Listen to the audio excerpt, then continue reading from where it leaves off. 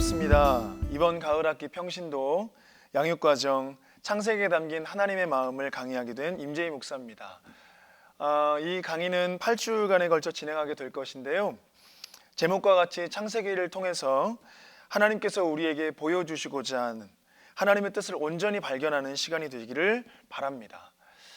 그렇기 때문에 창세기의 디테일한 부분까지 다루기보다는 이번 강의는 인물과 사건들을 중심으로 그 사람과 그 사건을 통하여서 하나님께서 말씀하시려는 뜻이 무엇인지를 알아가는 시간이 될 것입니다.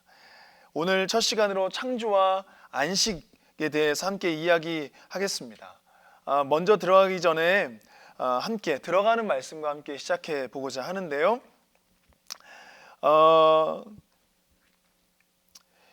이 창세기의 명칭이 있습니다. 원래는 창세기라고 하기보다는 명칭은 베레시트라고 하죠.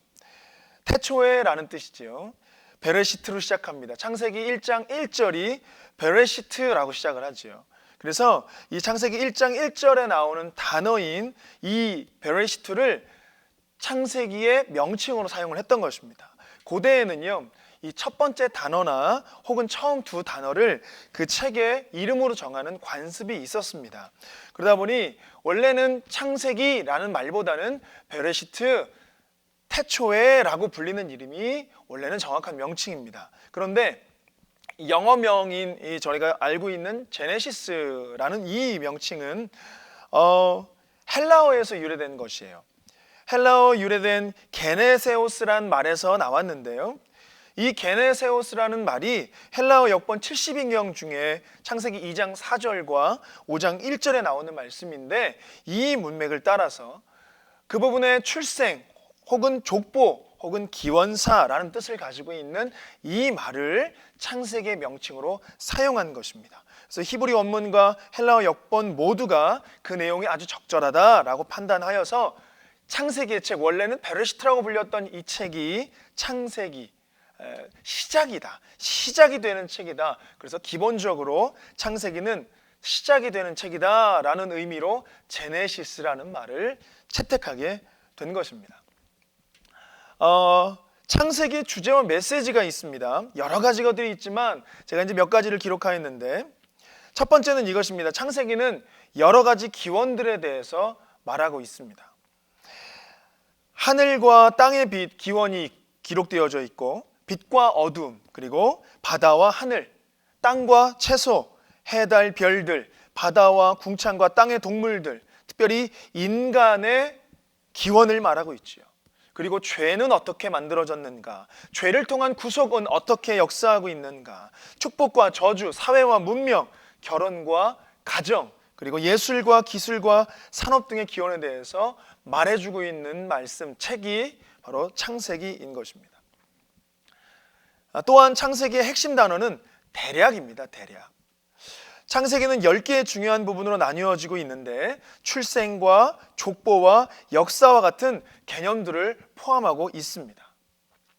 또한 창세기는 창세기를 통해 다른 모든 성경책을 이해하는데 기본이 되는 책입니다. 창세기는요, 이 창세기의 메시지는 풍성하고 복합적이면서 성경 전체의 메시지를 간결하게 개요로 제공해 주는 것이 바로 창세기인 것입니다. 또한 창세기는 철저하게 유일신론적인 책입니다.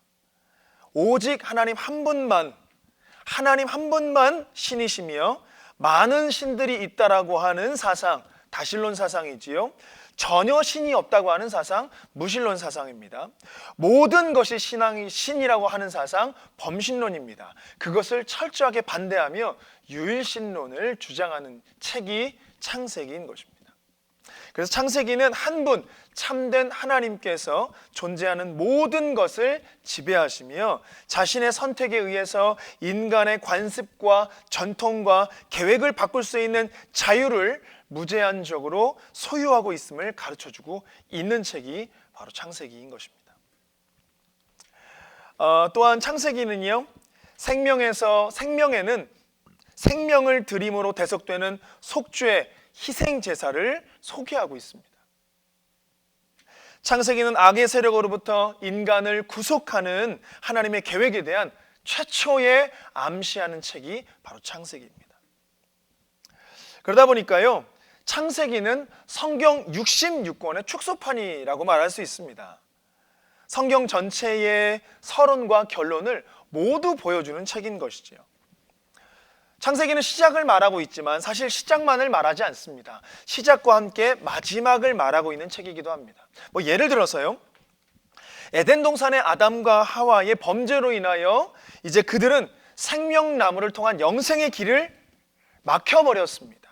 그들이 범죄한 것을 통해서 선악과를 따먹는 하나님의 불순종, 말씀의 불순종함을 통하여서 이제는 생명나무를 먹지 못하게 되고, 하나님께서 그들이 생명나무를 먹을까 하노라 하고 에덴 동산에서 그들을 내어 쫓아버렸습니다.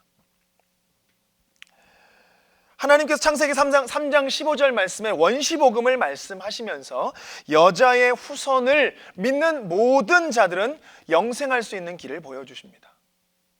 원래 하나님께서는 아담과 하와 모든 인류에게 영생할 수 있는 생명나무를 허락하셨지만 범죄함으로 말미암아 막혀버린 그 영생의 길을 예수 그리스도, 여자의 후손을 통해서 어떻게 우리가 영생을 얻을 수 있는가를 보여주는 책이 바로 창세기인 것이죠. 처음과 마지막을 말하는 책인 것입니다. 이 외에도 노아의 홍수 심판과 여자의 후손과의 구원 사역, 또한 소돔과 고모라의 이 심판은 종말에 나타날 심판을 보여주기도 하는 것입니다. 그래서 창세기는요, 성경 66권의 축소판으로서 창세기를 자세히 보면 하나님께서 무엇을 계획하고 계시는가, 하나님께서 어떠한 뜻과 섭리 가운데에 세상을 다스리고 계시는가를 정확하게 더욱 세밀하게 볼 수 있는 책이 오히려 창세기인 것입니다. 여러분, 성경은요, 세 가지의 놀라운 특징이 있습니다. 첫 번째는 통일성이고요, 두 번째는 다양성이고요, 세 번째는 점진성이에요. 첫 번째 통일성은요, 성경 전체가 66권으로 되어 있지만 마치 한 사람이 기록한 것처럼 통일성을 가지고 있다는 거죠. 1600년에 걸쳐서 40여 명이라는 기록의 저자들이 있는데도 불구하고 이 통일성을 가지고, 한 사람이 기록한 것과 같은 통일성을 가지고 있다는 것은요, 가히 놀라운 일이 아닐 수 없습니다. 이것은 한 분 하나님이신, 하나님의 영이신 성령의 조명 아래에 영감을 받아 기록되어졌기 때문에 가능한 것이지요. 또한 성경은 다양성이 있습니다. 성경은 통일성을 가지고 있지만 한 권 한 권을 살펴보면 자신만의 독특한 주제가 담겨 있는 것을 볼 수가 있지요. 또한 성경 각 권 안에는 그 성경만이 가지고 있는 특별한 메시지가 담겨 있습니다. 또한 세 번째로 성경은 점진성이에요. 성경의 한 부분에 머물러 있는 것이 아닙니다. 이 한 권이 주재하는 바가 그냥 거기에서만 머물러 있는 것이 절대로 아닙니다. 점진적으로 앞으로 나아가면서 처음에는 알지 못하여 희미하였던 예언들이 점차적으로 분명하게 드러나는 것이 바로 성경일 것입니다. 그래서 처음 시작인 이 창세기를 통해서 메시아 예수 그리스도를 통한 이 예언이 어떻게 점진적으로 성취되어지는가를 우리는 살펴보는 시간들이 되기를 원합니다. 그러면 창세기의 내용을 좀 구분해서 좀 보기를 원하는데요, 창세기는 크게 두 가지로 구분할 수 있습니다. 첫 번째 전반부는 1장에서 11장 원역사라고 하죠. 이 원역사에는 네 가지 사건이 나옵니다. 이 원역사에서는요, 창조를 통해서 하나님께서 창조의 섭리 안에 일하시는 하나님을 보여주는 사건이 이 사건들입니다. 그래서 네 가지 사건은 이러하지요. 창조 사건이 나오고요, 그리고 타락 사건이 나옵니다. 그리고 홍수 심판 사건이 나오고요, 그리고 바벨탑 사건, 이렇게 네 가지의 사건을 보여줍니다. 또한 후반부에는 창세기 12장부터 50장까지 족장사가 나오는데 4대 족장을 통해서 하나님이 이들을 어떻게 선택하셨고 이들을 통하여서 하나님의 일들을 어떻게 이루어 가시는가, 구원 역사를 어떻게 이루어 가시는가 4대 족장 아브라함, 이삭, 야곱, 요셉을 통해서 보여주시는 것이 나머지 후반부가 되겠습니다. 따라서 창세기는 이 두 부분으로 하나님께서 창조와 구속이라는 두 개의 큰 기둥을 통해 인류 구속을 우리에게 보여주고 있는 것입니다. 그렇다면요, 우리는 왜 창세기를 읽어야 하는가? 이게 굉장히 중요한 것입니다. 우리가 창세기를 읽어야 되는 이유 첫 번째는 우리의 기원을 알기 위해서입니다. 우리가 누구이며 우리의 삶이 어떤 의미가 있는지를 알기 위해서이지요. 나의 기원. 두 번째는요, 우리의 자리를 알기 위해서입니다. 우리와 다른 피조물들과의 관계, 또한 나와 다른 사람들과의 관계, 가장 중요한 것, 나와 하나님과의 관계를 알기 위함입니다. 세 번째로요, 예수 그리스도의 구속 사역을 깊이 알기 위해서입니다. 창세기의 원역사와 족장사를 통해서 예수 그리스도를 통한 언약들이 점진적으로 어떻게 성취되어져 가고 있는가를 바라보기 위해서, 어떻게 이루어져 가는가를 알기 위하여서 우린 창세기를 읽어야 하는 것입니다. 자, 그러면 우리가 이제 창세기를 들어가서 창조의 사건부터 시작하여서 한번 다른 사건들까지도 한번 쭉 살펴보는 시간을 갖겠습니다. 먼저 창조하면 여섯째 날까지 창조되어진 것들을 기록해야 하겠지요. 첫 번째 날 창조입니다. 첫 번째 날은 빛과 어두움, 즉 낮과 밤을 나누셨습니다. 둘째 날은 궁창을 만드셨지요. 하늘이라 불리는 궁창입니다. 그리고 그 궁창을 기준으로 하여 궁창 위의 물과 궁창 아래의 물로 나누셨다라고 되어 있습니다. 그리고 셋째 날에는 육지와 바다와 육지의 식물들을 만드셨다라고 되어 있어요. 넷째 날은 이제 빛과 어두움을 주관하는 해, 달, 별을 만드셨습니다. 그리고 다섯째 날에는 궁창 하늘에 사는 자들, 그리고 궁창 아래의 물, 바다라 불리는 그런 곳에 사는 하늘에 사는 동물들, 조류들과 바다에 사는 생물들, 어류들을 만드셨습니다. 그리고 여섯째 날에는 육지에 사는 생물들과 사람을 만드셨지요. 자, 이제 중요한 것이 있습니다. 첫째 날부터 여섯째 날까지 하나님이 전 인류를 만드시고, 그리고 마지막 날 여섯째 날 육지에 사는 생물과 함께 사람을 만드셨습니다. 그런데 이 여섯째 날 사람을 만드시고 하나님께서 사람에게 주신 5가지 권세가 있지요.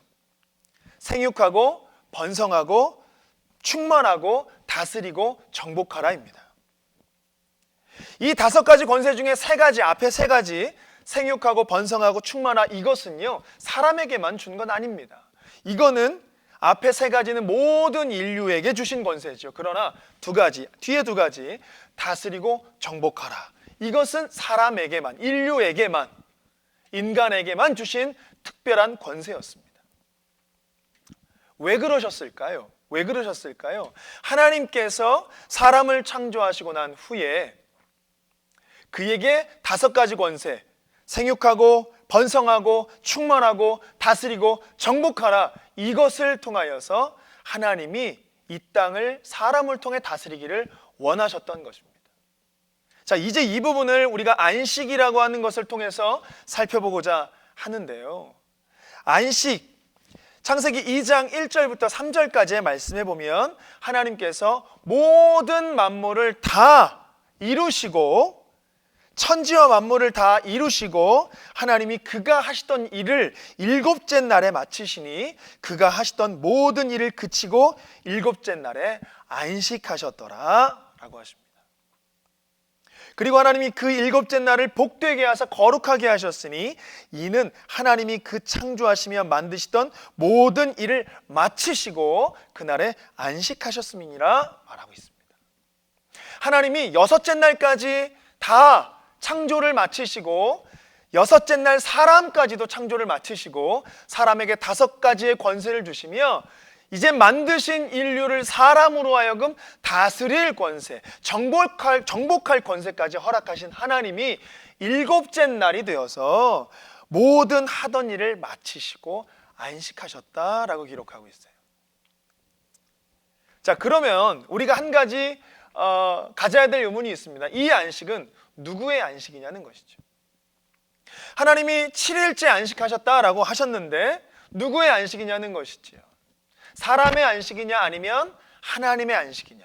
성경은 정확하게 말하기를 하나님이 모든 일을 마치시고 그날에 안식하셨다라고 되어 있어요. 하나님의 안식이죠. 안식일의 제정 목적은 하나님께서 안식하시기 위함입니다. 자, 이 말을 오해하지 않으셔야 됩니다. 하나님이 일하시는 게 너무 힘드셨고 첫째 날부터 여섯째 날까지 이 창조를 너무 힘겹게 하셨기에 힘이 드셨기에 고통스러우셨기에 수고가 되셨기에 일곱째 날 안식하셔야 될 필요, 쉼이 있어야 될 필요, 평안을 얻어야 될 필요가 있어 안식하셨다, 그것이 아닙니다. 안식의 제정 목적이 있습니다. 이것을 우리가 반드시 이해해야 하는 것이죠. 하나님이 안식하셨는데 왜 하나님에게 쉼이 필요하셨을까? 라는 것을 우리는 여기에서 짚어봐야 하는 것입니다. 하나님께서 안식하셨던 이유는요, 바로 하나님이 사람에게 통치권을 허락하여 주셔서 하나님의 형상대로 지음받은 사람을 통하여 하나님이 지으신 온 세계를 이 땅 다스릴 권세를 사람에게 주셨기 때문에 사람이 통치할 수 있도록 하나님은 자리를 내어주신 것이지. 그래서 안식이 필요했습니다. 왜냐하면 하나님께서 사람에게 통치권을 허락하시고 이제 안식일 날 하나님은 안식하시는데 하나님의 안식이 무엇이었냐면 사람에게 준 통치권을, 그 사람이 통치권을 가지고 이 땅을 다스리도록 하나님은 일곱째 날 사람과 교제하는 것이 하나님의 안식이셨습니다. 또한 그것이 하나님에게만 안식이 아니라 사람에게도 안식이었던 것이죠. 이게 왜 굉장히 중요한 것이냐면요, 하나님께서 이 땅을 창조하셨을 때, 그리고 사람을 창조하셨을 때, 권세를 허락하셨을 때 특별히 7일째 되는 안식일도 하나님이 창조하신 것인데 그날을 왜 창조하셨는가? 하나님이 그냥 쉼을 갖기 위한 창조인가? 그것이 아니라 오히려 하나님께서 이 땅을 사람을 통해서 다스림을, 통치함을 이루시기 위한 창조의 원리 가운데에 안식일 날 사람과 교제하는 것이 창조의 원리이기 때문이었습니다. 이 말이 이해가 되셔야 되는 거예요. 조금 이해가 조금은 어려울 수 있겠지만 하나님께서 사람에게 통치권을 주셨습니다. 그리고 그 사람이 그 통치권을 가지고 이 땅을 바르게 다스릴 수 있고 바르게 통치할 수 있는 방법이 무엇이냐는 거예요. 그 방법이 바로 7일째 되는 날 하나님과 함께 교제하며 안식하여 하나님에게 다스림을 받을 때에, 하나님에게 통치를 받을 때에 사람은 하나님께서 허락하신 통치권을 가지고 이 땅을 바르게 다스릴 수 있다는 원리인 것입니다. 그게 안식일의 제정 목적이라는 것이죠. 하나님은 그 이유 때문에 안식일을 창조하신 것입니다. 원래 안식일은요, 일하지 않는 날이라고 되어 있지요. 일하지 않는 날입니다. 하나님과 온전하게 교제하며 온전하게 안식을 누리는 날입니다. 그런데 죄로 말미암아 인류는 수고를 하게 됐어요. 아담이 원래는 일이 없었던 것이 아닙니다. 하나님께서 2장 15절 말씀에, 창세기 2장 15절 말씀에 여호와 하나님이 그 사람을 이끌어 에덴 동산에 두어 그것을 경작하며 지키게 하시고 에덴 동산을 지키는 가드너로 아담을 세우셨습니다. 그 말은 뭐냐면 이 노동이라고 하는 것, 일이라고 하는 것은 하나님께서 인류에게 허락하신 복이었습니다. 아담에게 에덴 동산을 지킬 수 있도록, 경작할 수 있도록 가드너로 하나님이 세우셨다는 것이지요. 그게 복이었습니다. 그런데 죄로 말미암아 인류가 그 일을 수고롭게 해야 되는 저주를 받은 것이지요. 일이 저주가 아니라 일을 수고롭게 해야 되는 것이 저주였습니다. 그러니 노동은, 일은 복이지만 이 수고가 죄의 결과인 것이었습니다. 그렇기 때문에 우리는 이 안식일을 통하여서, 안식하는 날을 통하여서 우리가 기억해야 되는 한 가지는 뭐냐면, 일을 놓는 것, 그것만을 안식이라고 보는 것이 아닙니다.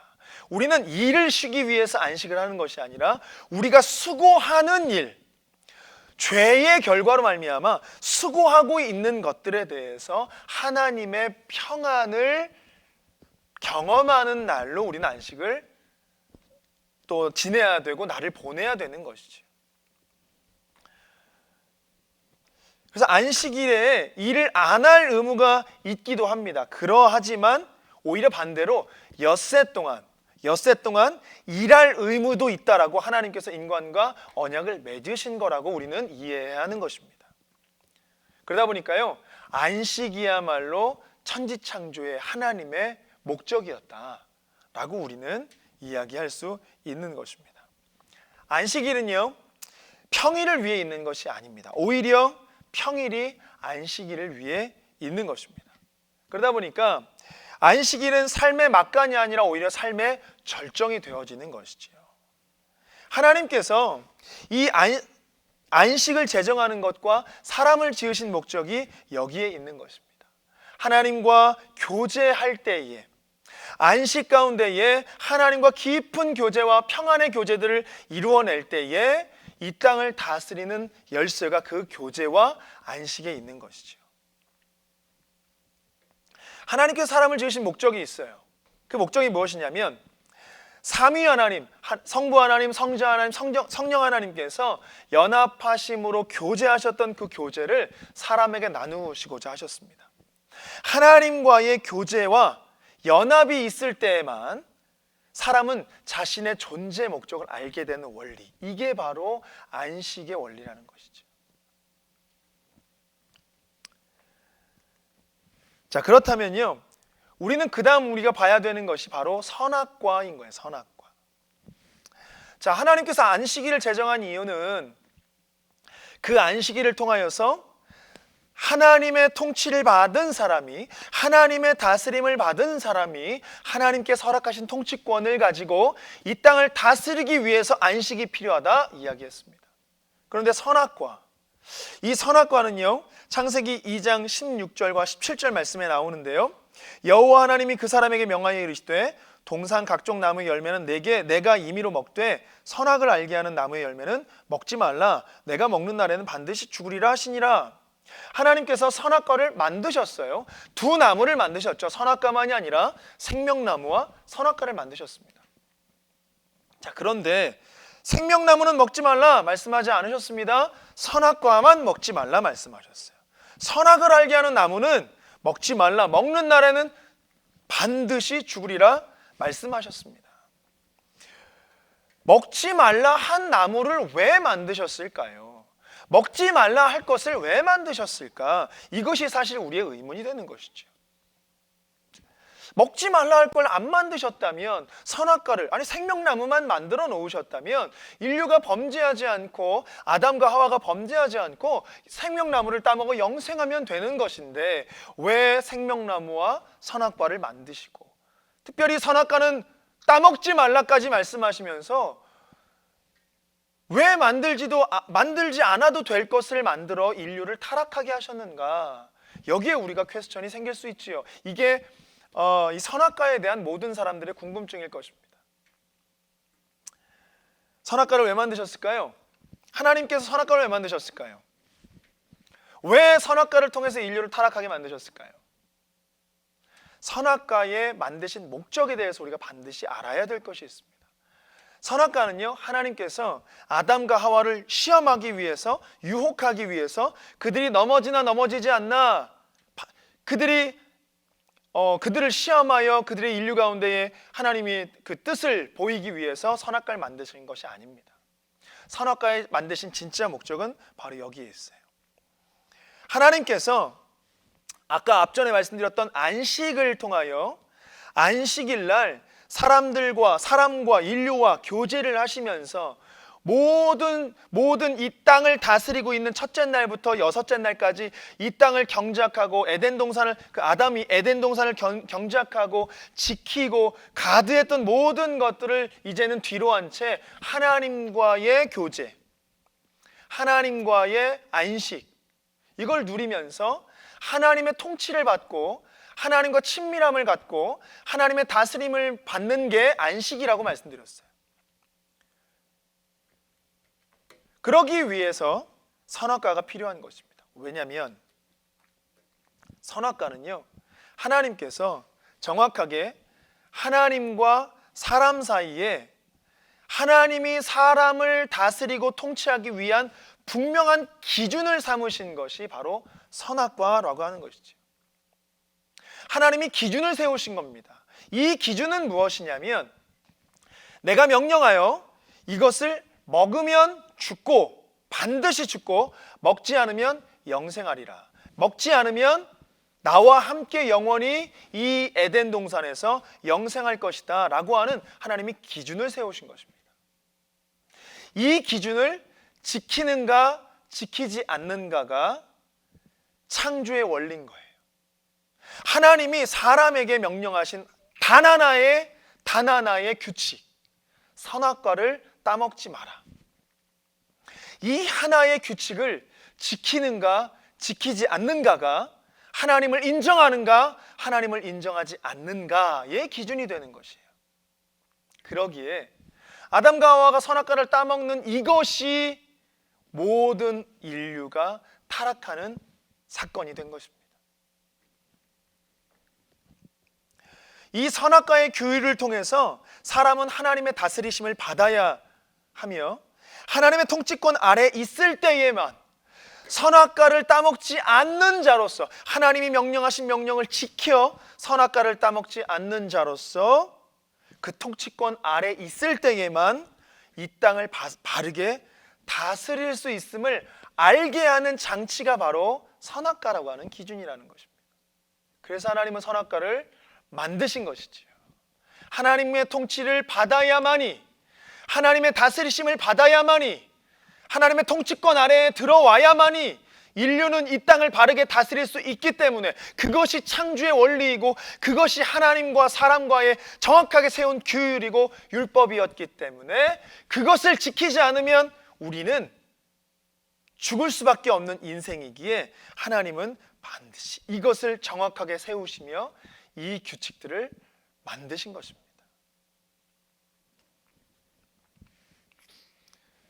그래서 이 선악과는요, 하나님이 사람으로 하여금 세운 유일한 규칙, 그 규칙을 지키면 이 땅을 바르게 통치할 수 있고, 지키지 않으면 죽을 수밖에 없는 죄의 종, 사망의 종, 사단의 종이 될 수밖에 없는 원리를 만드신 것입니다. 그럼 여기서 우리가 한 가지를 더 기억해야 되는 게 있어요. 왜 선악과를 따먹을 수 있는 자유의지를 주셔서 사람으로 하여금, 아담으로 하여금, 하와로 하여금 왜 선악과를 따먹을 유혹을 받고 따먹을 수 있겠냐, 이 자유의지를 왜 주셨냐라고 이야기할 수 있겠지요. 의문을 가질 수 있습니다. 이 자유의지에 대한 얘기를 한 가지 해보겠습니다. 이것도 동일한 맥락에서 이야기할 수 있겠지요. 하나님께서 자유의지를 허락하지 않으셨다면 하나님이 원하는 하나님의 사람들로, 하나님이 원하는 선한 자들로 만들어서 인류를 그렇게 영생토록 평안토록 할 수 있으셨을 텐데 왜 죄를 선택하게 만드신 그런 자유의지를 주셨을까? 하나님은요, 아까도 제가 사람을 지은 목적에 대해서 이야기할 때 하나님이 성부 하나님, 성령 하나님, 성자 하나님과 함께 연합했던 그 교제를 사람에게 나누시고자 했다라고 했습니다. 그래서 사람을 지었다라고 이야기를 했습니다. 하나님께서 사람을 만드신 이유가 바로 그 연합과 교제에 있다면 로봇 같은 사람과 교제하고 싶은 것이 아니지요. 선택할 수 있는 의지가 있는 자와 교제하는 것인데, 그런데 어떤 선택이 중요한 것이냐면 자유의지를 통해서 선도 선택할 수 있고 악도 선택할 수 있는 자유의지를 가진 자가 악을 선택하지 않고 온전하게 선택의 자리에 있을 때 하나님을 선택하는 그 온전한 사랑을 하나님은 원하셨던 것입니다. 그런데 인류는 그것에서 무너진 것이지요. 아담과 하와는 그것에서 무너진 것입니다. 하나님이 자유의지를 허락하신 이유가 바로 여기에 있는 거예요. 또한 하나님은 지금 우리에게도 동일하게 이 율법, 성경, 말씀을 통해서 우리에게 하시는 말씀이 무엇이냐면 하나의 기준, 우리의 삶에 하나의 기준을 세우시고 이 성경을 통하여서, 말씀을 통하여서 우리에게 기준을 세우시며 이 말씀 안에 들어오는 자는 영생이지만 이 말씀대로 살지 못하는 자들은 영생을 받지 못함을 말씀하시며, 이것 또한 이 선택은 자유의지에 있다고 말씀하시는 거예요. 그래서 우리는 지금도 여전히 예수 그리스도를 믿고 예수 그리스도가 나를 선택하고 예수 그리스도에 의해서 우리가 신앙을 갖고 예수 그리스도에 의해서 이 신칭이 네가 믿음으로 말미암아 내가 너를 의롭다 하여 줄게 라고 하는 이 신칭으로 말미암아 우리가 믿음을 얻은 자들이지만, 이 말씀을 따라 살고 이 말씀을 따라 우리가 십자가 앞에 나를 날마다 쳐 죽이고 복종시키는가, 이것이 우리가 날마다 해야 될 일이라는 것입니다. 그래서 하나님께서는 선악과를 만드시고 우리에게 자유의지를 허락하신 것이죠. 왜요?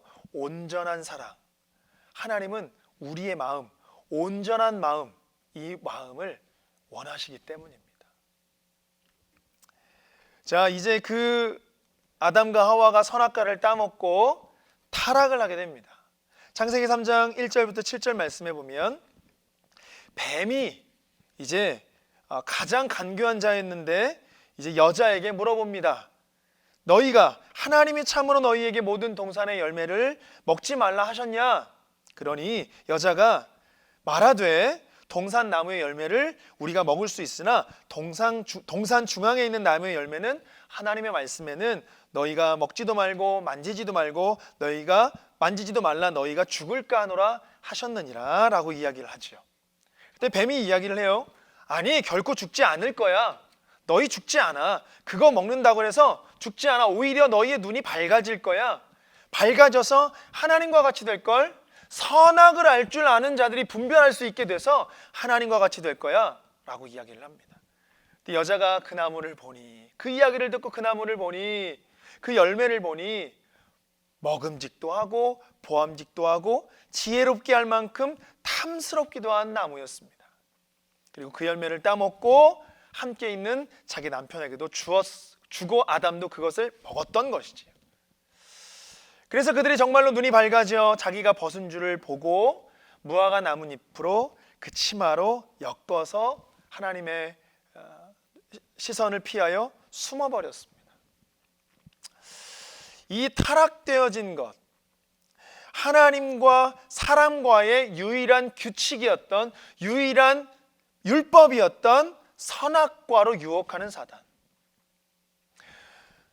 이 선악과는 앞에서 말씀드린 것과 같이 하나님이 하나님 되시고 사람이 사람 될 수 있는 유일한 장치였습니다. 기준이었습니다. 이것을 지키면 우리가 하나님의 통치를 받아 이 땅을 바르게 다스릴 수 있지만, 이것을 지키지 않으면 하나님의 통치를 받을 수 없어 하나님의 명령을 불순종하였기에 하나님과 교제할 수 없고 하나님의 통치와 다스리심을 받을 수 없기 때문에 인류의 통치권은 무너지고 이 땅을 바르게 다스릴 수 없는 존재가 되는 걸 사단이 누구보다 알았던 것이죠. 그래서 유일한 원칙, 유일한 기준이었던 선악과를 가지고 유혹했던 것입니다. 사단이 이걸 가지고 유혹을 할 때에 하와는 듣지를 말았어야 돼요. 3장 6절 말씀에 보면 보암직도 하고 먹음직도 하고 지혜롭게 할 만큼 탐스럽게 보였다라고 그랬어요. 그전까지는 그렇게 안 보였을까요? 그전까지는 그렇게 안 보였을까요? 네, 그전까지는 그렇게 안 보였을 거예요. 왜냐하면 사단의 말을 듣고 보니, 그의 유혹을 듣고 보니, 그가 말한 것을 듣고 보니 그것이 그렇게 보였다는 것입니다. 이 유혹이라는 거, 이 듣는다는 게 굉장히 중요한 거예요. 뱀이 나타났을 때, 사단이 나타났을 때 뱀이 여자에게 이야기할 때 여자는 단칼에 하나님의 말씀이 나에게 말씀하신, 아담과 하와에게 말씀하신 말씀이 있기에 단칼에 말씀, 하나님이 나에게 명령하신 말씀을 가지고 뱀을 내어 쫓았어야 되지요. 물리쳤어야 됩니다. 그의 말을 듣지 않았어야 됩니다. 그런데 그가 하는 말이 무엇인가? 그가 무슨 말을 하려고 하는가? 귀를 쫑긋 귀 기울인 것에서부터 시작되어진 것입니다. 그리고 그것을 듣고 보니 먹음직도 하고 보암직도 하고 지혜롭게 할 만큼 탐스럽기도 하다. 그리고 따먹고 아담에게도 주었던 것이지요. 사단은 누구보다 잘 알았지요. 이 원칙만 없애면, 이 규칙만 없애면 하나님과 인류와의 관계가, 사람과의 관계가 무너진다는 걸 알고 있었습니다. 그리고 또 한 가지, 그것이 무너지면, 하나님과 사람과의 관계가 무너지면 사람에게 있었던 통치권, 생육하고 번성하고 다스리고 정복하고 이 5가지의 통치권, 제가 잊어버렸네요. 생육하고 번성하고 충만하고 다스리고 정복하는 이 통치권을 사단이 빼앗아 갈 수 있다는 거예요. 하나님의 다스리심을 받지 못하고 선악과를 따먹으면 그 말을 듣고, 사단의 말을 듣고 뱀의 말을 듣고 보니 먹음직하고 보암직한 것을 따먹은 것은 누구의 말을 들은 거죠? 하나님의 말을 들은 것이 아니라, 하나님의 말씀을 들은 것이 아니라 사단의 말을 들은 거기에 이제는 그 행동으로 말미암아 사단의 통치권 아래 들어간 것입니다. 그래서 우리 인류가 죄의 종이 되고 사망의 종이 되고 사단의 종이 되어져 버린 것이지. 그러면 인류를 다스리는 통치권은 누구에게 있는가요? 하나님에게 다시 갔나요? 그렇지 않습니다. 이 인류를 다스리는, 사람에게 원래 있었던 이 통치권은 사단에게 넘어간 거예요. 법적으로 사단에게 넘어간 것입니다. 그래서 사단을 성경은 공중권세 잡은 자라고 이야기를 합니다. 이 굉장히 중요한 원리죠. 이게 법적인 원리인 것입니다. 자, 이렇게 되는 거예요. 하나님이 창조주시기 때문에 모든 인류를 다스리는 권세는 하나님에게 있습니다. 너무나 당연한 것입니다. 그런데 하나님께서 첫째 날부터 6째 날까지 다 창조하시고, 창조를 마치시고 사람을 만드셨어요. 마지막에 모든 인류를 맡기시기 위해서, 모든 인류를 정복하고 다스릴 권세를 주시기 위해서 사람을 만드셨습니다. 그리고 그에게 권세를 주셨지요. 그런데 이 권세가 바르게 쓰여지기 위해선 안식일이 있어야 됩니다. 그 안식일 동안 하나님과 깊은 교제와 하나님과 안식할 때에만, 하나님의 통치와 하나님을 받을 때에만 사람은 이 땅을 다스릴 수 있다는 거예요. 바르게 다스릴 수 있는 것이었습니다. 그런데 선악과, 사단에 의해서 뱀에 의해서 선악과를 따먹는 것을 통해서 이 권세가 사단에게 넘어간 거예요. 그리고 사람은 사단의 종이 되어져 버린 것입니다. 이제 모든 인류가 다 사단의 종이 되어져 버린 거지. 자, 여기에서 우리가 억울한 게 한 가지가 있습니다. 왜 아담이 지은 죄, 첫사람 아담과 하와가 지은 죄가 온 인류의 죄가 되어야 할까? 우리는 잘못한 것이 없고 우리는 지은 죄가 아닌데, 내가 짓는 죄라고 한다면 지금 짓고 있는 죄, 날마다 짓고 있는 이 죄, 이걸 자범죄라고 얘기를 하는데요, 아담과 하와가 지은 이 원죄는 우리가 지은 죄가 아닌데 왜 인류가 타락해야만 하는가? 이것을 전가의 원리라고 합니다. 전가의 원리, 대표성의 원리라고 얘기를 하죠. 아담이 대표가 되어서, 인류의 대표가 되어서 아담이 지은 죄가 온 인류에게 전가가 되었다는 것입니다. 억울하지요. 우리 억울합니다. 우리가 지은 죄가 아닌데 왜 인류에게 전가되어져야 하는가? 자, 그런데 이것을요, 한 가지 중요한 원리, 이 원리를 가지고 한 가지 중요한 사실에게 다시 대입해 본다면 우리는 이것이 은혜라는 걸 깨달아요. 그것이 무엇이냐면 바로 예수 그리스도의 대표성의 원리입니다. 아담이 대표로 죄를 지어 모든 인류가 타락했지만 예수님이 대표로 십자가에 달려 죽으셨기 때문에 전가의 원리로 의하여 예수님의 십자가의 죽으심, 그 죽으심과 사망 권세를 이기시고 모든 것이 인류의 모든 죄악을 다 사하시는 것으로 말미암아 내가 예수 그리스도를 믿습니다 라고 하는 이 고백과 신앙의 고백과 시인으로 말미암아 우리가 이신칭이 의인이 되어진 것입니다. 할렐루야. 그것이 은혜인 것이죠. 그것이 대표성의 원리, 전가의 원리가 없었다면 그냥 우리가 아담과 하와 이들의 죄가 왜 우리에게 넘어와야 될까 억울할 수 있는 이것이 대표성의 원리, 이 전가의 원리가 없었다면 예수 그리스도의 이 죽으심도 우리에겐 아무런 상관이 없을 수도 있었다는 거예요. 그런데 이 대표성의 원리와 이 전가의 원리로 의하여서 우리는 예수 그리스도의 십자가의 사건이 나의 사건이 되어지고 예수님의 고통의 사건, 고난받으시고 십자가에 죽으시고 부활하신 것이 예수님이 그러셨대, 그 2000년 전에 그러셨대, 그분을 믿으면 된대, 그 차원이 아니라 그때 고통받으실 때 예수님은 내가 되셔서 고통을 받으셨고 십자가에 달려 죽으실 때 예수님은 내가 되셔서 나를 대신하여 죽으셨고 부활하실 때 예수님은 내가 되셔서 부활하신 것입니다.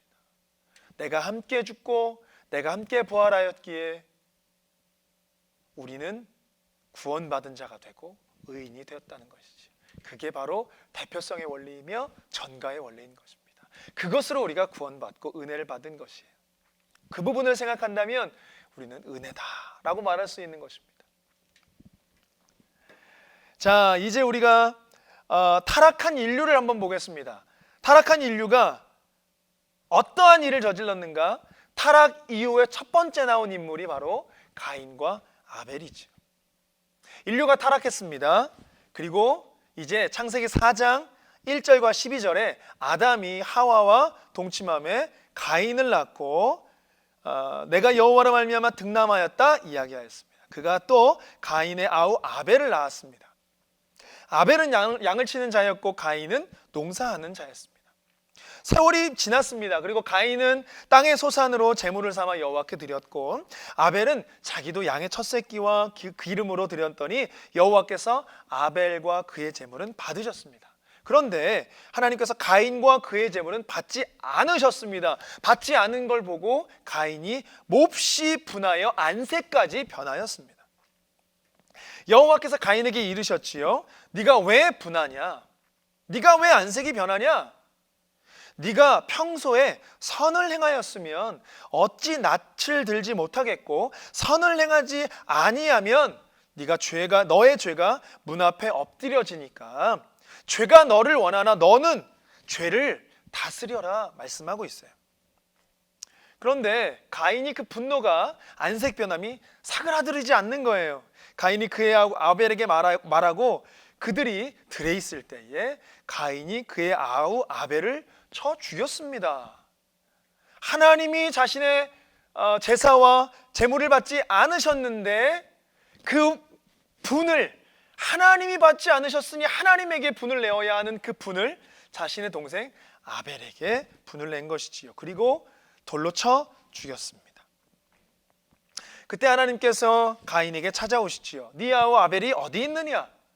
그가 이르되 나는 알지 못합니다. 내가 아우를 지키는 자입니까? 이야기합니다. 그랬더니 하나님 말씀하시죠. 네가 도대체 무슨 일을 한 거냐? 네 아우의 핏소리가 땅에서부터 내게 호소한다. 땅이 그 입을 벌려 내 손에서 내 아우의 피를 받았은즉 네가 이제 땅에서 저주를 받으리라. 그 말을 듣고 가인이 이 저주가 감당되지 못하겠습니다 라고 벌벌 떨게 되죠. 우리가 이 가인과 아벨 이 사건을 통해서 우리가 몇 가지를 좀 봐야 되는 것이 있어요.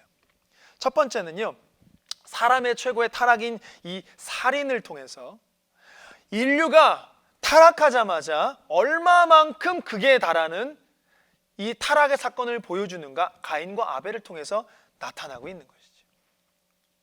두 번째 본다면 이 가인과 아벨이 제사를 먼저 드리고 있었습니다. 네, 4장 3절에 보면 세월이 지나 가인은 땅의 소산을 땅의 소산으로 제물을 삼아 여호와께 드렸다, 제사를 드렸다라고 했어요. 세월이 지났다, 이 말은 그동안 아담을 통하여 하나님께 제사하는 법을 가인과 아벨이 배웠고, 그걸 그대로 그들이 자신의 삶의 땅의 소산을 통해서 여호와께 제사드린 이 제사의 일들을 지금까지 해오고 있었다라는 것이에요.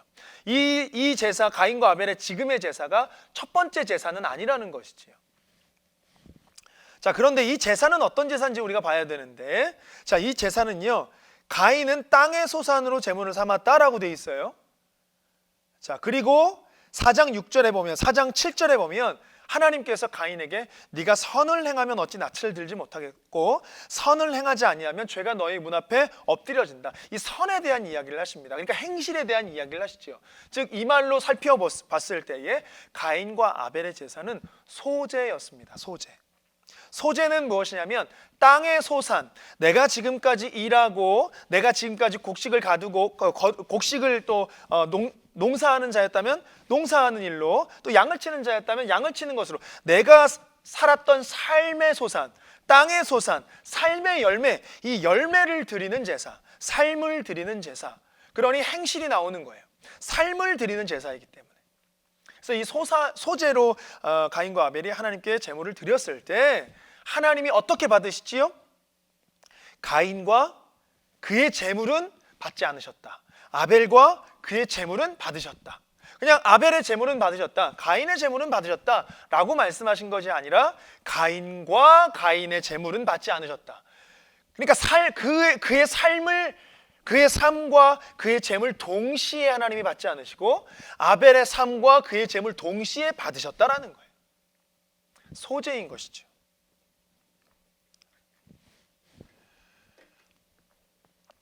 자, 이것을 통하여서 이제 인류가 나뉘어지게 됩니다. 인류가 나뉘어졌어요. 가인이 아벨을 쳐 죽이는 것을 통해서 이젠 아벨의 후손이 없게 되지요. 그래서 하나님께서 아벨 대신해서 준 아담과 하와의 세 번째 아벨을 대신해서 준 아들 셋이라는 아들이 있죠. 세 번째인 거는 정확하지 않습니다. 제가 이제 말을 실수를 했는데 셋을 말하다 보니 세 번째라고 했는데요.